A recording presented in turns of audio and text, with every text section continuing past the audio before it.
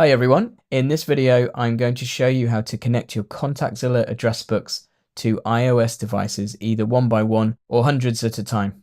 This is where it all comes together. You've built your team, you've added your contacts, and now it's time to deploy them. So creating a device connection. First, head into the address book you want to sync. From here, go to CardDAV connections. Choose your connection type. I'm choosing iOS. And then choose who this connection is for. You can assign it to a team member for an individual phone, or choose an MDM user to roll out across hundreds of devices. If you pick MDM, you'll see this field here has appeared to enter the number of devices, for example, 500. But we're going to start with a non-MDM rollout, so we're just pushing these contacts to a single device. So I've chosen my team member. And next, I'm choosing what kind of access this user should have. Full read-write, they can view and edit all the contacts. Full read-only, can view but not edit anything. Selective read-only, only contacts with specific labels will be synchronized to the phone. So I'll show you how that one works. If I select that option, I can choose any labels I want, and only contacts with those labels will be added to the phone. This can be particularly useful if you want to limit access to a certain department, role, or a team.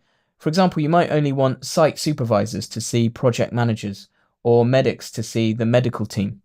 This is just another tool you have to ensure that each device only receives the contacts that are relevant to them. If you choose a read-only option under access type, you get a couple of extra options. You can see they disappear when I go to full read-write access. So let's go back to a read-only option, and we have a tick box now allowing us to reset local changes, which overwrites any changes the user makes on the phone when it syncs back with Contactzilla. So that can be toggled on or off. And you can add a lock emoji to each contact name, and that's just to make it clear to the end user that the contacts are read-only. So again, entirely optional. Hit create, and Contactzilla sets up your secure CardDAV connection for that device. So first, there are now some login credentials, a username here, and a password which, for security reasons, is only visible until the first connection, so it's advised that you make a note of that. But to make life easier, we also generate a provisioning profile that contains everything the iPhone needs to set up the connection automatically. Instead of typing in server settings, usernames, and passwords, you just install the profile and the contacts appear instantly in the native Contacts app. We've made it as simple as possible to get that profile onto the phone. You can download and airdrop it directly to the iPhone. You can scan a QR code using the phone, or you can send it via email, and that will automatically go to the team member that you've assigned this connection to. So I'm going to scan the code on my iPhone.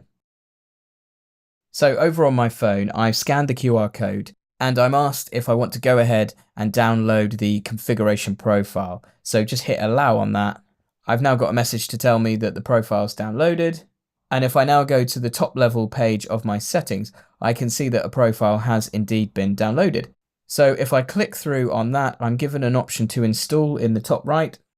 You'll receive a message to tell you that the profile is not signed, and you can just completely ignore that and hit install again in the top right. And then confirm that once again with install. And now we have confirmation that the profile has installed. So we can hit done. So all the server details have been configured on the phone for us automatically. And now we can head over to the native Contacts app. And how good is that? There is our internal staff contacts address book. All of my Contactzilla labels I created are recognized as lists by iOS. So these contacts are organized perfectly. There are my project managers grouped together. I've got some remote workers there at the bottom. And I can have a look at all of them here. So now let's have a look at what for many of our customers is the star of the show, MDM deployment.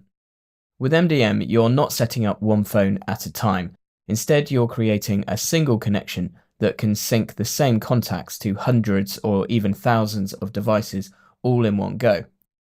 I already have some MDM users, but let's set up another one by going to team members. An MDM user isn't a real person and doesn't log into the dashboard. It's more like a deployment profile. you just set an email address for reference only. It can be anything you like. Choose MDM user from the list, and that becomes the identity for this mass rollout.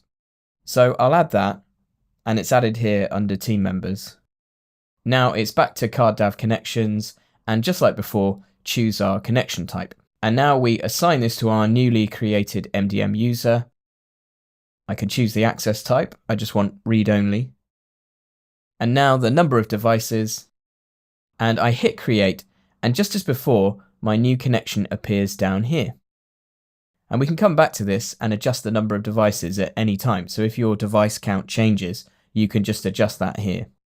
Then you can download your provisioning profile that has everything you need to deploy via your MDM solution, whether it be Intune, Mass360, Jamf, etc. And that's it. Fast, flexible, and simple. You've now deployed contacts to your devices, and they'll stay synced and up to date right inside the phone's native Contacts app. If you need any help with your particular MDM solution, please do not hesitate to get in touch with our support team. We're always here to help. And thank you for watching.